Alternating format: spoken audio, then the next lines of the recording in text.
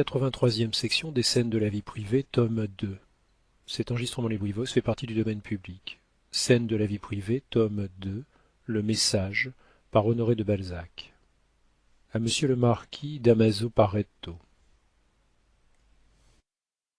J'ai toujours eu le désir de raconter une histoire simple et vraie, au récit de laquelle un jeune homme et sa maîtresse fussent saisis de frayeur et se réfugiassent au cœur l'un de l'autre, comme deux enfants qui se serrent en rencontrant un serpent sur le bord d'un bois.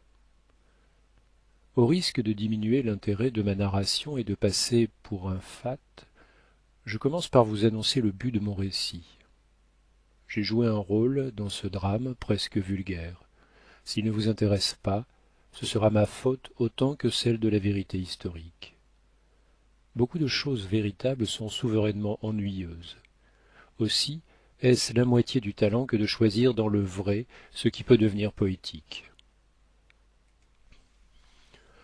En 1819, j'allais de Paris à Moulins. L'état de ma bourse m'obligeait à voyager sur l'impériale de la diligence.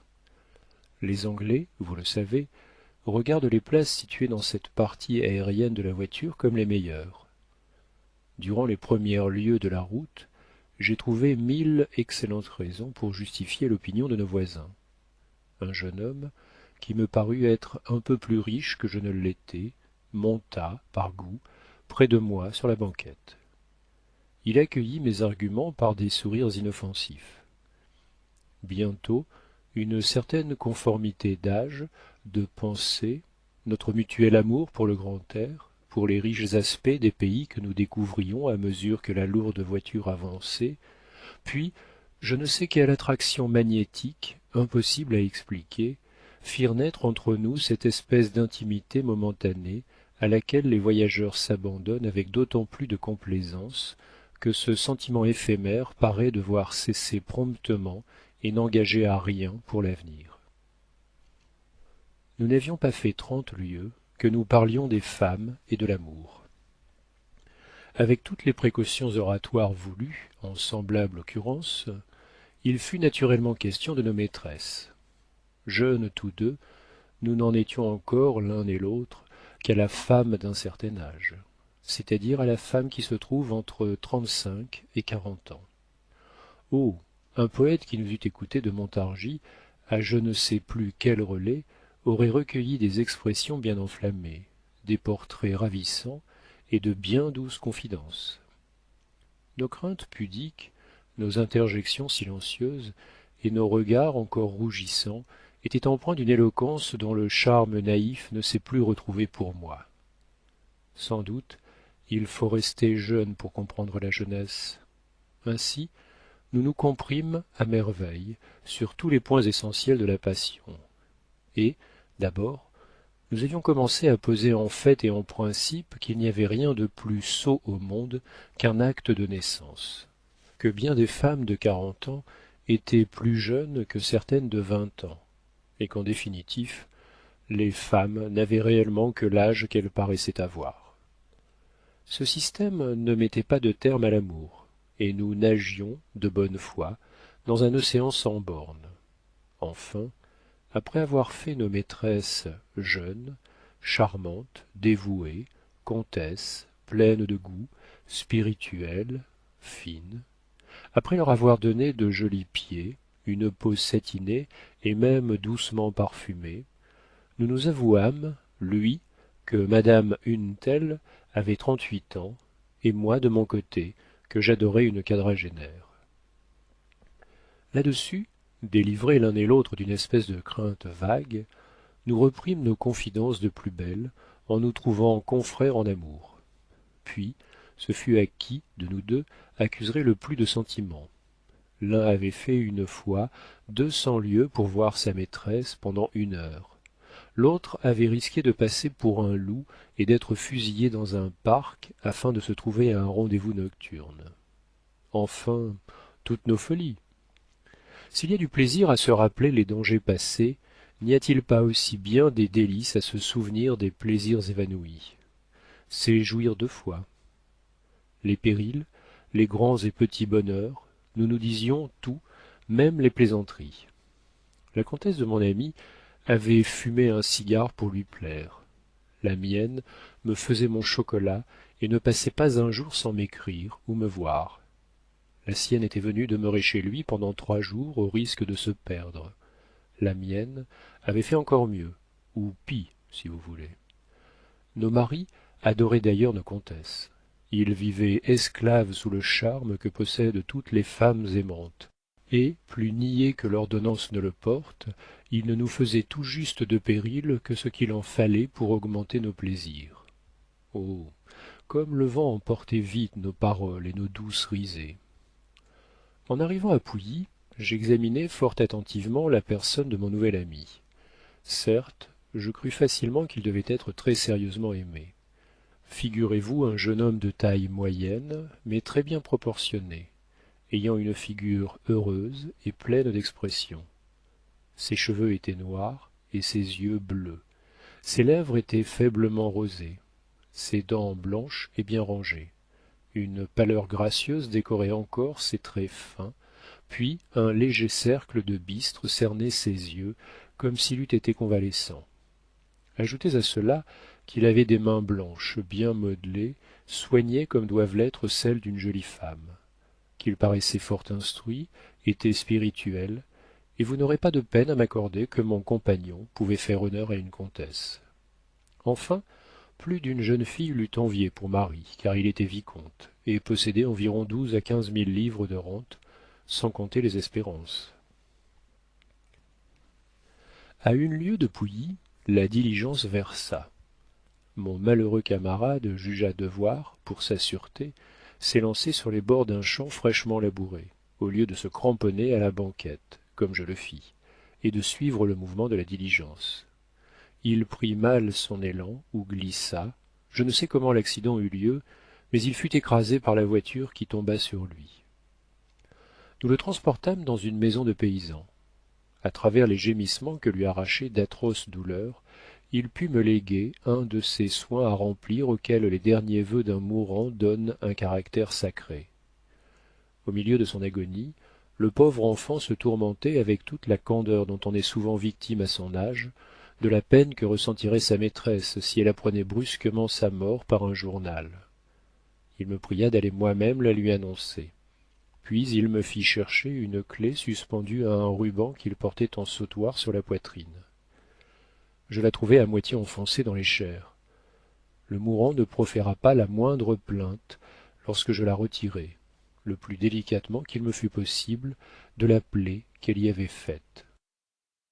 Au moment où il achevait de me donner toutes les instructions nécessaires pour prendre chez lui, à la Charité-sur-Loire, les lettres d'amour que sa maîtresse lui avait écrites et qu'il me conjura de lui rendre, il perdit la parole au milieu d'une phrase.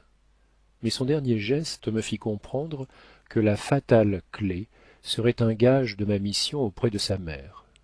Affligé de ne pouvoir formuler un seul mot de remerciement, car il ne doutait pas de mon zèle, il me regarda d'un œil suppliant pendant un instant, me dit adieu en me saluant par un mouvement de cils, puis il pencha la tête et mourut.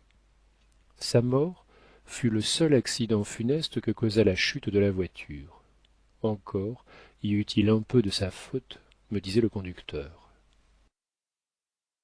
À la Charité, j'accomplis le testament verbal de ce pauvre voyageur. Sa mère était absente. Ce fut une sorte de bonheur pour moi. Néanmoins, j'eus à essuyer la douleur d'une vieille servante qui chancela lorsque je lui racontai la mort de son jeune maître. Elle tomba demi-morte sur une chaise en voyant cette clef encore empreinte de sang. Mais comme j'étais tout préoccupé d'une plus haute souffrance, celle d'une femme à laquelle le sort arrachait son dernier amour, je laissai la vieille femme de charge poursuivant le cours de ses prosopopées, et j'emportai la précieuse correspondance soigneusement cachetée par mon ami d'un jour. Le château où demeurait la comtesse se trouvait à 8 lieues de Moulins, et encore fallait-il, pour y arriver, faire quelques lieues dans les terres. Il m'était alors assez difficile de m'acquitter de mon message. Par un concours de circonstances inutile à expliquer, je n'avais que l'argent nécessaire pour atteindre Moulins. Cependant, avec l'enthousiasme de la jeunesse, je résolus de faire la route à pied et d'aller assez vite pour devancer la renommée des mauvaises nouvelles, qui marche si rapidement. Je m'informai du plus court chemin et j'allai par les sentiers du Bourbonnais, portant, pour ainsi dire, un mort sur mes épaules. À mesure que je m'avançais vers le château de Montpersan, j'étais de plus en plus effrayé du singulier pèlerinage que j'avais entrepris. Mon imagination inventait 1000 fantaisies romanesques. Je me représentais toutes les situations dans lesquelles je pouvais rencontrer madame la comtesse de Montpersan ou, pour obéir à la poétique des romans, la Juliette tant aimée du jeune voyageur. Je forgeai des réponses spirituelles à des questions que je supposais devoir m'être faites. C'était à chaque détour de bois, dans chaque chemin creux, une répétition de la scène de sosie et de sa lanterne, à laquelle il rend compte de la bataille. À la honte de mon cœur, je ne pensais d'abord qu'à mon maintien, à mon esprit, à l'habileté que je voulais déployer. Mais lorsque je fus dans le pays, une réflexion sinistre me traversa l'âme comme un coup de foudre qui sillonne et déchire une voile de nuée grise. Quelle terrible nouvelle pour une femme qui, tout occupée en ce moment de son jeune ami, espérait d'heure en heure des joies sans nom, après s'être donné 1000 peines pour l'amener légalement chez elle. Enfin, il y avait encore une charité cruelle à être le messager de la mort. Aussi hâtai-je le pas, en me crottant et m'embourbant dans les chemins du Bourbonnais. J'atteignis bientôt une grande avenue de châtaigniers au bout de laquelle les masses du château de Montpersan se dessinèrent, dans le ciel, comme des nuages bruns à contours clairs et fantastiques. En arrivant à la porte du château, je la trouvai tout ouverte. Cette circonstance imprévue détruisait mes plans et mes suppositions. Néanmoins, j'entrai hardiment et j'eus aussitôt à mes côtés 2 chiens qui aboyèrent en vrais chiens de campagne. À ce bruit, une grosse servante accourut, et quand je lui eus dit que je voulais parler à madame la comtesse, elle me montra par un geste de la main les massifs d'un parc à l'anglaise qui serpentait autour du château, et me répondit « Madame est par là ». « Merci, dis-je d'un air ironique. Son par là pouvait me faire errer pendant 2 heures dans le parc. Une jolie petite fille à cheveux bouclés, à ceinture rose, à robe blanche, à pèlerine plissée, arriva sur ces entrefaites, entendit ou saisit la demande et la réponse. À mon aspect, elle disparut en criant d'un petit accent fin. Ma mère, voilà un monsieur qui veut vous parler, et moi de suivre, à travers les détours des allées, les sauts et les bonds de la pèlerine blanche qui, semblable à un feu follet, me montrait le chemin que prenait la petite fille. Il faut tout dire. Au dernier buisson de l'avenue, j'avais rehaussé mon col, brossé mon mauvais chapeau et mon pantalon avec les parements de mon habit avec ses manches et les manches l'une par l'autre. Puis, je l'avais boutonné soigneusement pour montrer le drap des revers, toujours un peu plus neuf que ne l'est le reste. Enfin, j'avais fait descendre mon pantalon sur mes bottes, artistement frottées dans l'herbe. Grâce à cette toilette de Gascon, j'espérais ne pas être pris pour l'ambulant de la sous-préfecture. Mais quand aujourd'hui je me reporte par la pensée à cette heure de ma jeunesse, je ris parfois de moi-même. Tout à coup, au moment où je composais mon maintien, au détour d'une verte sinuosité, au milieu de 1000 fleurs éclairées par un chaud rayon de soleil, j'aperçus Juliette et son mari. La jolie petite fille tenait sa mère par la main, et il était facile de s'apercevoir que la comtesse avait hâté le pas en entendant la phrase ambiguë de son enfant. Étonnée à l'aspect d'un inconnu qui la saluait d'un air assez gauche, elle s'arrêta, me fit une mine froidement polie et une adorable moue qui, pour moi, révélait toutes ses espérances trompées. Je cherchai, mais vainement, quelques-unes de mes belles phrases si laborieusement préparées. Pendant ce moment d'hésitation mutuelle, le mari put alors arriver en scène. Des myriades de pensées passèrent dans ma cervelle. Par contenance, je prononçai quelques mots assez insignifiants, demandant si les personnes présentes étaient bien réellement monsieur le comte et madame la comtesse de Montpersan. Ces niaiseries me permirent de juger d'un seul coup d'œil et d'analyser, avec une perspicacité rare, à l'âge que j'avais, les deux époux dont la solitude allait être si violemment troublée. Le mari semblait être le type des gentilshommes qui sont actuellement le plus bel ornement des provinces. Il portait de grands souliers à grosses semelles. Je les place en première ligne, parce qu'ils me frappèrent plus vivement encore que son habit noir fané, son pantalon usé, sa cravate lâche et son col de chemise recroquevillé. Il y avait dans cet homme un peu du magistrat, beaucoup plus du conseiller de préfecture, toute l'importance d'un maire de canton auquel rien ne résiste, et l'aigreur d'un candidat éligible périodiquement refusé depuis 1816. Incroyable mélange de bon sens campagnard et de sottise. Point de manière, mais la morgue de la richesse. Beaucoup de soumission pour sa femme, mais se croyant le maître et prêt à regimber dans les petites choses, sans avoir nul souci des affaires importantes. Du reste, une figure flétrie, très ridée, hâlée, quelques cheveux gris, longs et plats, voilà l'homme. Mais la comtesse, ah! Quelle vive et brusque opposition ne faisait-elle pas auprès de son mari? C'était une petite femme à taille plate et gracieuse, ayant une tournure ravissante, mignonne et si délicate que vous eussiez eu peur de lui briser les os en la touchant. Elle portait une robe de mousseline blanche, elle avait sur la tête un joli bonnet à rubans roses, une ceinture rose, une guimpe remplie si délicieusement par ses épaules et par les plus beaux contours qu'en les voyant il naissait au fond du cœur une irrésistible envie de les posséder. Ses yeux étaient vifs, noirs, expressifs, ses mouvements doux, son pied charmant. Un vieil homme à bonne fortune ne lui eût pas donné plus de 30 années, tant il y avait de jeunesse dans son front et dans les détails les plus fragiles de sa tête. Quant au caractère, elle me parut tenir tout à la fois de la comtesse de Lignolles et de la marquise de B, deux types de femmes toujours frais dans la mémoire d'un jeune homme, quand il a lu le roman de Louvet. Je pénétrai soudain dans tous les secrets de ce ménage, et pris une résolution diplomatique digne d'un vieil ambassadeur.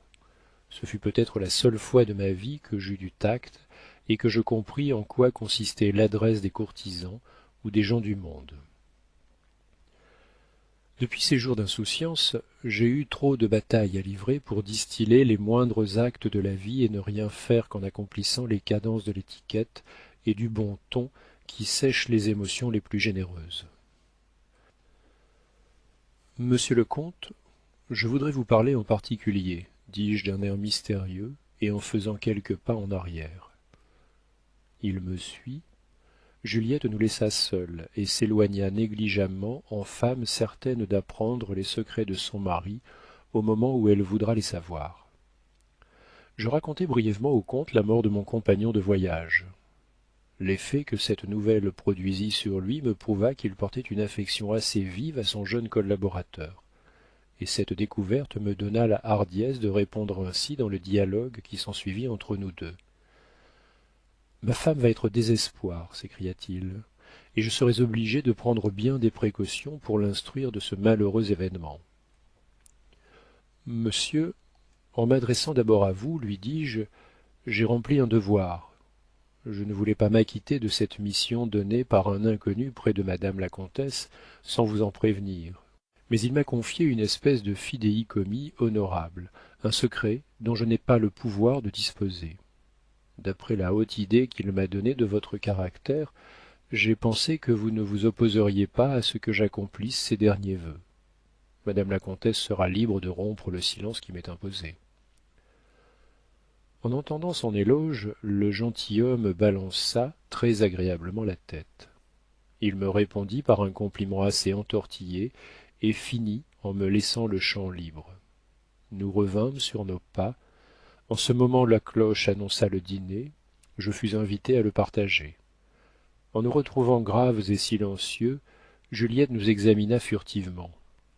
Étrangement surprise de voir son mari prenant un prétexte frivole pour nous procurer un tête-à-tête, elle s'arrêta en me lançant un de ces coups d'œil qu'il n'est donné qu'aux femmes de jeter. Il y avait dans son regard toute la curiosité permise à une maîtresse de maison qui reçoit un étranger tombé chez elle comme des nus.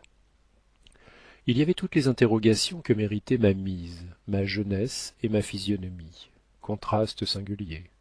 Puis tout le dédain d'une maîtresse idolâtrée aux yeux de qui les hommes ne sont rien, hormis un seul. Il y avait des craintes involontaires, de la peur, et l'ennui d'avoir un hôte inattendu, quand elle venait, sans doute, de ménager à son amour tous les bonheurs de la solitude. Je compris cette éloquence muette, et j'y répondis par un triste sourire plein de pitié, de compassion.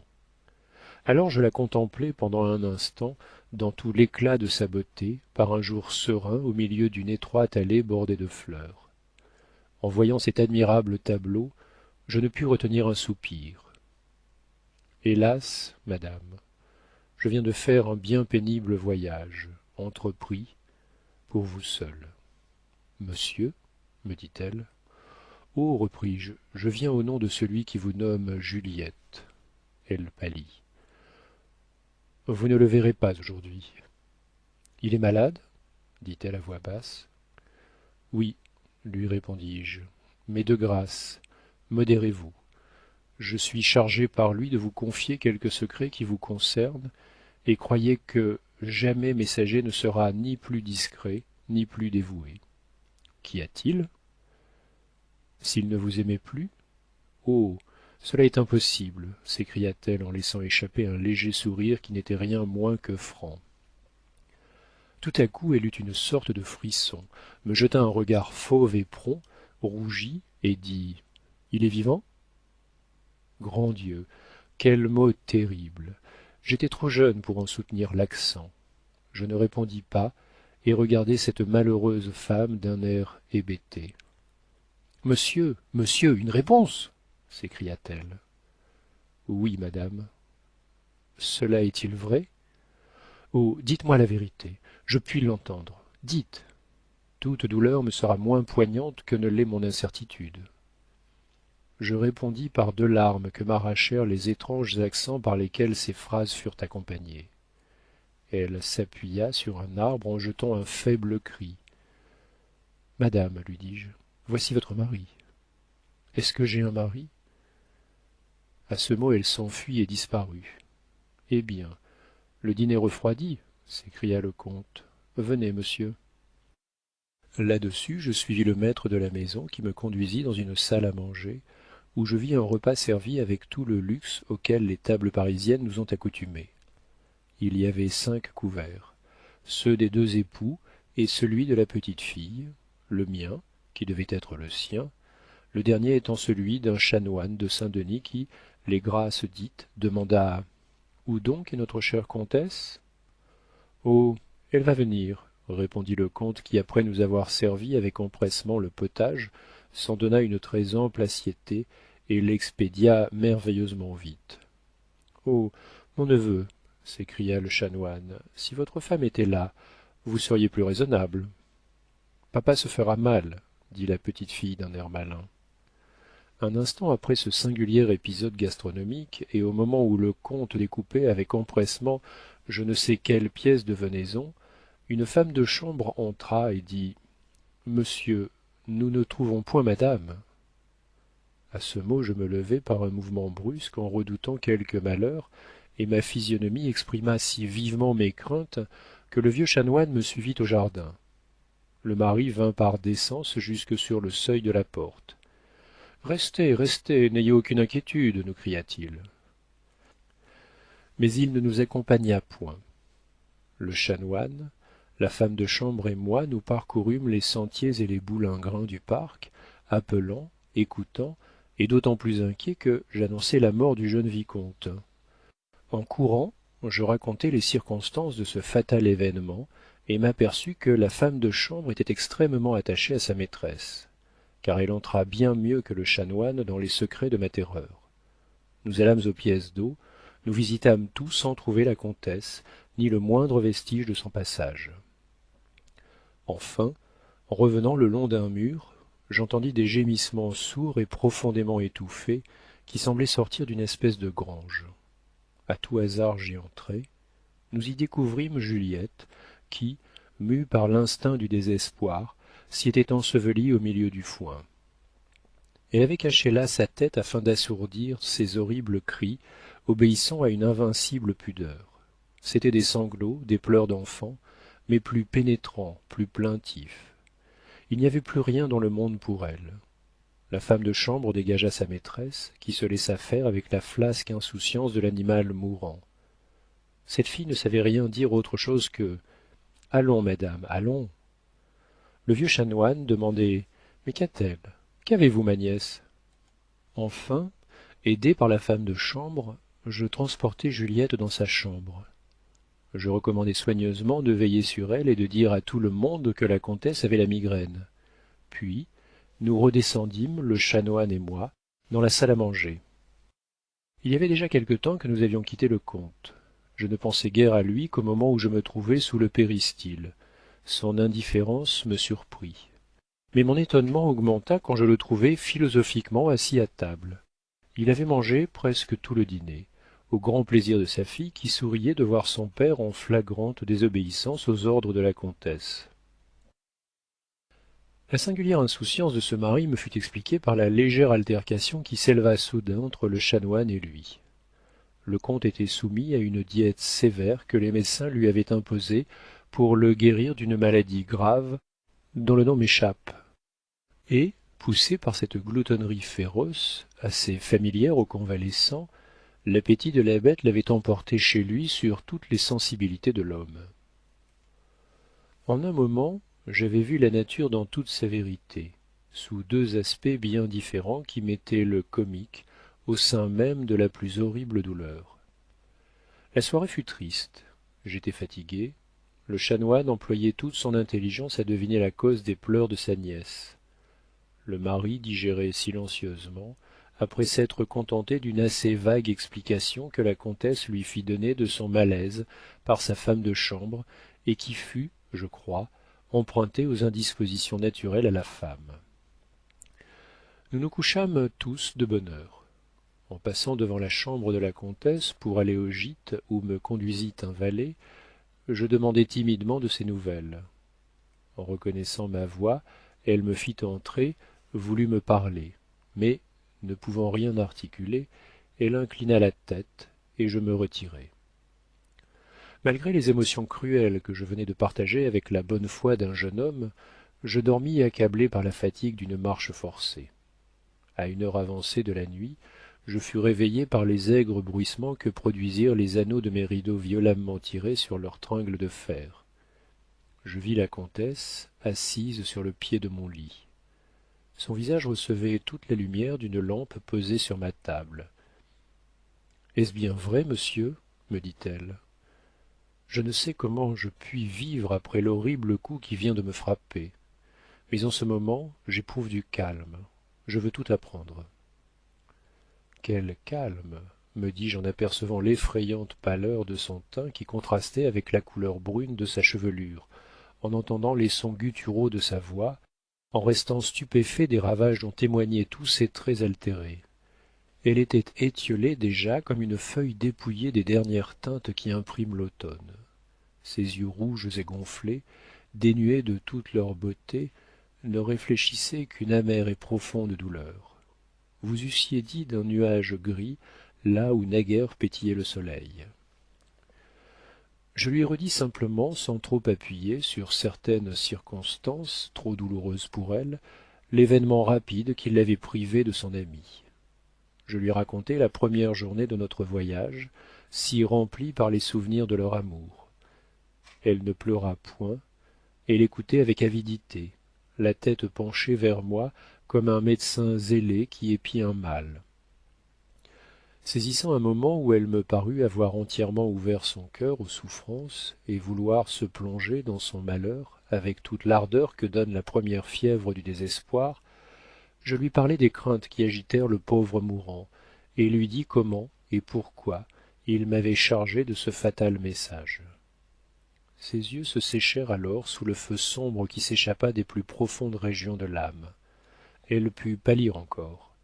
Lorsque je lui tendis les lettres que je gardais sous mon oreiller, elle les prit machinalement, puis elle tressaillit violemment et me dit d'une voix creuse: et moi qui brûlais les siennes, je n'ai rien de lui, rien, rien. Elle se frappa fortement le front.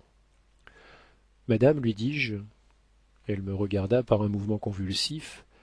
J'ai coupé sur sa tête, dis-je en continuant, une mèche de cheveux que voici. Et je lui présentai ce dernier, cet incorruptible lambeau de celui qu'elle aimait. Ah, si vous aviez reçu comme moi les larmes brûlantes qui tombèrent alors sur mes mains, vous sauriez ce qu'est la reconnaissance, quand elle est si voisine du bienfait. Elle me serra les mains, et d'une voix étouffée, avec un regard brillant de fièvre, un regard où son frêle bonheur rayonnait à travers d'horribles souffrances. Ah, vous aimez, dit-elle, soyez toujours heureux, ne perdez pas celle qui vous est chère. Elle n'acheva pas et s'enfuit avec son trésor. Le lendemain, cette scène nocturne, confondue dans mes rêves, me parut être une fiction. Il fallut, pour me convaincre de la douloureuse vérité, que je cherchasse infructueusement les lettres sous mon chevet. Il serait inutile de vous raconter les événements du lendemain. Je restai plusieurs heures encore avec la Juliette que m'avait tant vantée mon pauvre compagnon de voyage. Les moindres paroles, les gestes, les actions de cette femme me prouvèrent la noblesse d'âme, la délicatesse de sentiment qui faisait d'elle une de ces chères créatures d'amour et de dévouement si rares semées en cette terre. Le soir, le comte de Montpersan me conduisit lui-même jusqu'à Moulins. En y arrivant, il me dit avec une sorte d'embarras: Monsieur, si ce n'est pas abuser de votre complaisance et agir bien indiscrètement avec un inconnu auquel nous avons déjà des obligations, voudriez-vous avoir la bonté de remettre à Paris, puisque vous y allez, chez monsieur de... j'ai oublié le nom, rue du Sentier, une somme que je lui dois et qu'il m'a prié de lui faire promptement passer. Volontiers, dis-je. Et dans l'innocence de mon âme, je pris un rouleau de 25 louis qui me servit à revenir à Paris et que je rendis fidèlement au prétendu correspondant de monsieur de Montpersan. À Paris seulement, et en portant cette somme dans la maison indiquée, je compris l'ingénieuse adresse avec laquelle Juliette m'avait obligé. La manière dont me fut prêté cet or, la discrétion gardée sur une pauvreté facile à deviner, ne révèlent-ils pas tout le génie d'une femme aimante? Quel délice d'avoir pu raconter cette aventure à une femme qui, peureuse, vous a serré, vous a dit: ô chère, ne meurs pas, toi. Paris, janvier 1832. Fin de la 83e section.